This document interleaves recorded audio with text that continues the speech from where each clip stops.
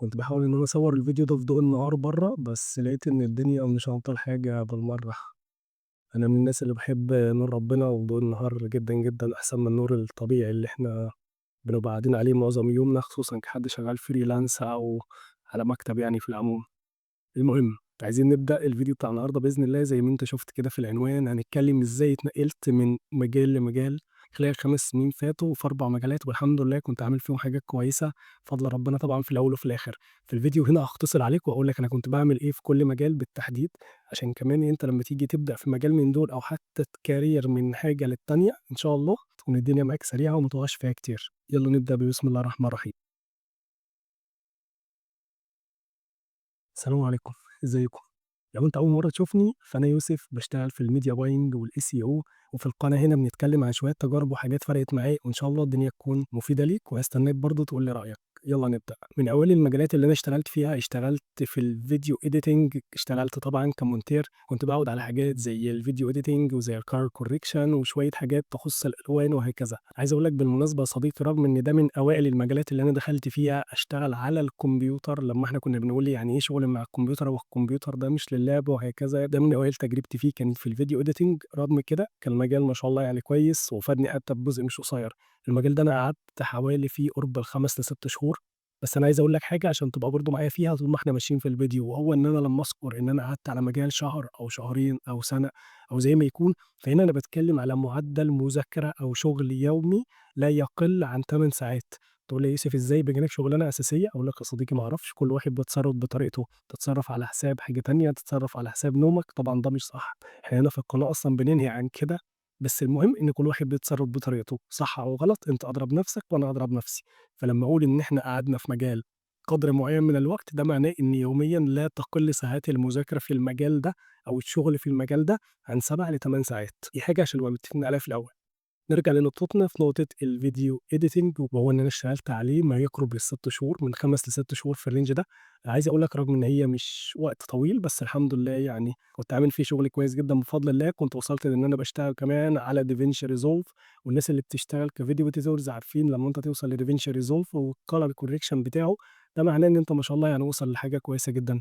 مش بس كده يا صديقي، أنا ما اكتفيتش للنقطة دي، للأمانة رغم إن دي من الحاجات اللي أنا كنت باسأل فيها كتير إزاي أجيب شغل وإزاي أوصل لعميل أشتغل له وهكذا، في حاجة كمان من الحاجات اللي هتفرق معاك جدًا، وهو إن أنت لمّا تيجي تسيرش على عميل ممكن تسيرش على جروبات الفيسبوك وعلى تليجرام، وهاقول لك برضه أنا كنت باعمل إيه. طبعًا ده قبل ما توصل لمرحلة LinkedIn وهكذا، مرحلة more professional شوية. في حاجة كvideo editors أنا كنت باعملها، كنت باشوف القنوات بتاعة يوتيوب اللي هي مش هنقول عندها مليون مشترك ولكن أقل من كده شوية، من 50 ل100,000 أو 200,000 واحد، وكنت بابعت للناس دي private إن أنا أقدر أعمل لك الفيديو بتاعك 1، 2، 3. طيب يا صديقي هل ده كفاية؟ للأمانة ده مش كفاية ومش ده اللي أنا كنت باعمله، لإن بفضل الله أنا في 5 ل6 شهور كنت جِبت أول شغلانتين كvideo editors ومع قنوات كبيرة بدون ذكر أسمائها،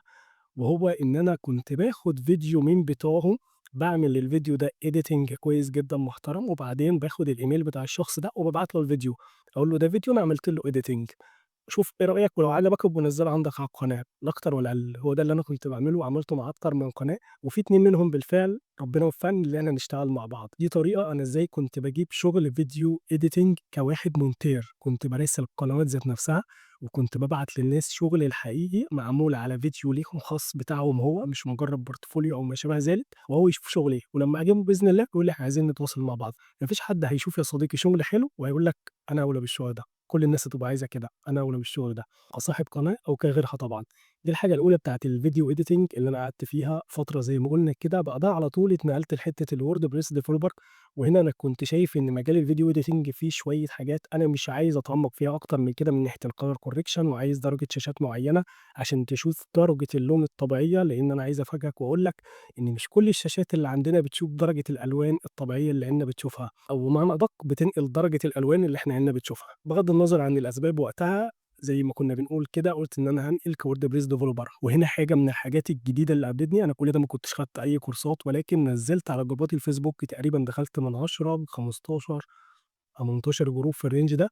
ونزّلت بوست كده ثابت كنت بانزّله فيهم كلّهم باقول إن أنا عايز أبدأ في مجال الWordPress developing وإزاي أبدأ وأعمل إيه والstep by step وهكذا. وعايز أقول لك يا صديقي إن هنا كانت المفاجأة إن في ناس بترُد، ولقيت إن في comment هنا بيشابه comment هنا، ورأي حد هنا بيشابه رأي حد هنا، من نوعية اسمع لفلان الفلاني، تابع القناة الفلانية، شوف الكورس الفلاني، فبالتالي جمّعت صورة عامة إيه أفضل حاجات في المجال اللي أنا أبدأ بيها، وفعلًا ده اللي عملته، وده كان أول كورس أنا أبدأ آخده، فعلًا رُحت خدت كورس مع الناس الشاطرة جدًا ما شاء الله، وبعدها على طول ما كمّلتش تقريبًا 3 شهور، 3 شهور ونُص، وكنت بدأت بالفعل برضه أجيب أول شُغلانة بفضل الله. ما تنساش إن ده كله في الأول وفي الآخر ده مش شطارة منّي على قد ما أنا كنت باسعى، ولكن ده كان اجتهاد وتوفيق ربنا في الأول وفي الآخر، عمرها ما كانت شطارة منّي ولا حتى هتكون شطارة منّي، ده توفيق ربنا بعد ما إحنا بندعي ونعمل اللي علينا. قعدت في مجال الWordPress developing شوية مش كتار، ما وصلناش ل6 شهور زي الفيديو editing، ولكن بعدها قررت إن أنا المجال ده هاسيبه لحد تبعي، هو ما شاء الله كان من الناس الشاطرة جدًا والمجتهدة جدًا، وفي وقت قصير عمل نتايج أفضل منّي في الحتّة دي،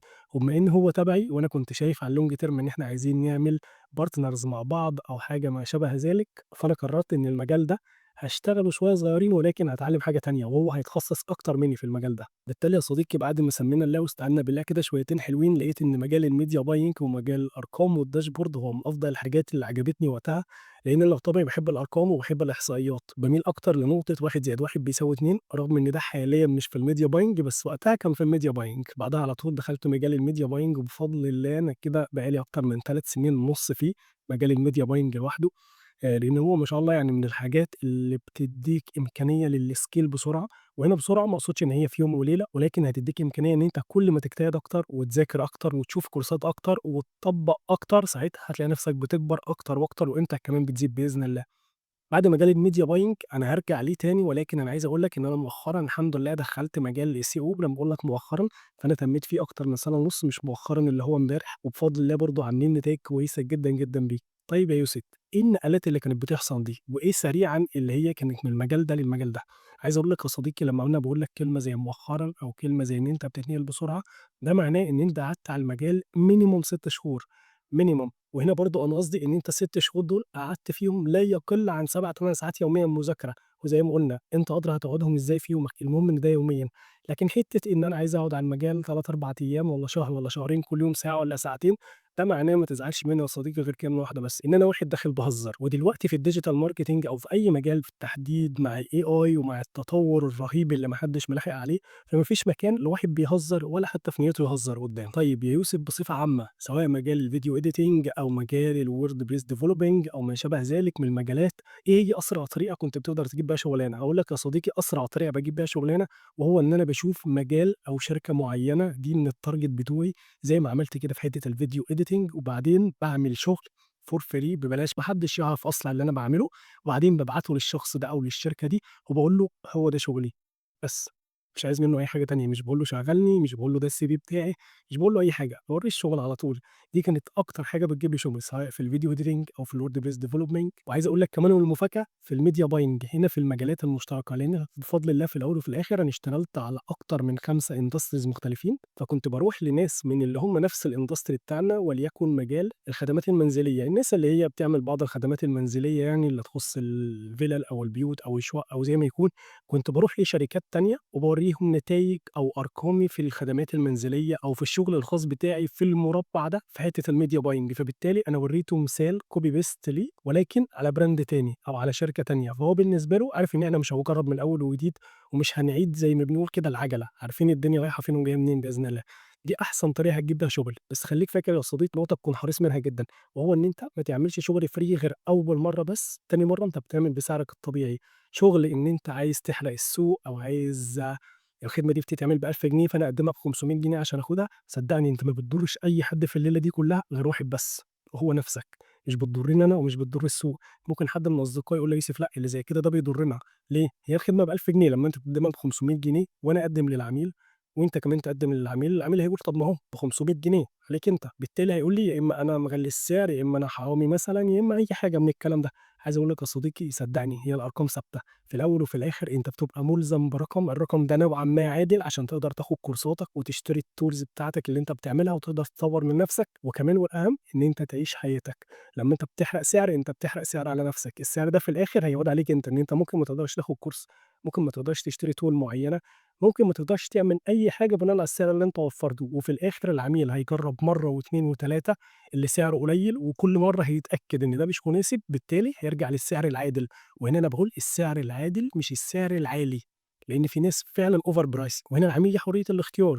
ياخد من over pricing أو ياخد من سعر عادل أو حتى ياخد من سعر قليل، كل ده مش مشكلة، المهم إن أنت ما تحرقش على نفسك، اعرف السعر العادل بتاع السوق إيه، اسأل 1 و2 و3 في تخصصك وقُل لهم الخدمة كذا، كذا، كذا الفلانية بتتقدّم بكام؟ هتلاقي واحد بيقول لك ب1 وب2 وب3 خُد الaverage بتاعهم واشتغل بالسعر ده. أول مرّة بس مسموح لك إن أنت تعمل استثنا لأي حاجة عشان تجيب أول شغلانة وتنزل في الportfolio بتاعك، بعد كده أي تهاون في نقطة السعر فخلّيك فاكر إن أنت بتضر نفسك بس مش بتضر أي حد تاني. عايز أقول لك حاجة كمان من أكتر الحاجات اللي فرقت معايا بعد ما أنا كنت باسأل الناس القريبين ليّا وكمان جروبات فيسبوك وعلى قد ما أقدر باسأل كل اللي أشوفه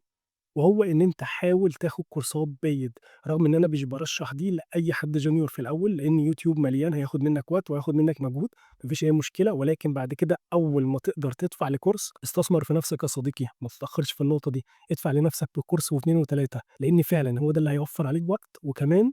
هيختصر عليك طريق مش قصيّر بإذن الله. لإن ببساطة يا صديقي 1 و2 و3 و10 من معظم الناس اللي موجودة بيبقى ما عندوش وقت كفاية إن هو يعمل حاجة free، في ناس بتعمل ولكن مش كلّهم، معظم الناس أو قدر كبير لا بأس به بيقول لك أنا معلومتي paid بفلوس، وأنا شايف إن أنت المفروض ما يبقاش عندك مشكلة في الحتّة دي بما إنّك واحد عايز تتطوّر، لإنّك ببساطة هتدفع هنا فلوس عشان تطوّر نَفْسك، بالتالي الvalue بتاعتك هتزيد، فبدال الخدمة بتاعتك كانت ب500 جنيه أو ب1000 جنيه هتبقى ب1500 أو ب2000 جنيه أو زي ما يكون.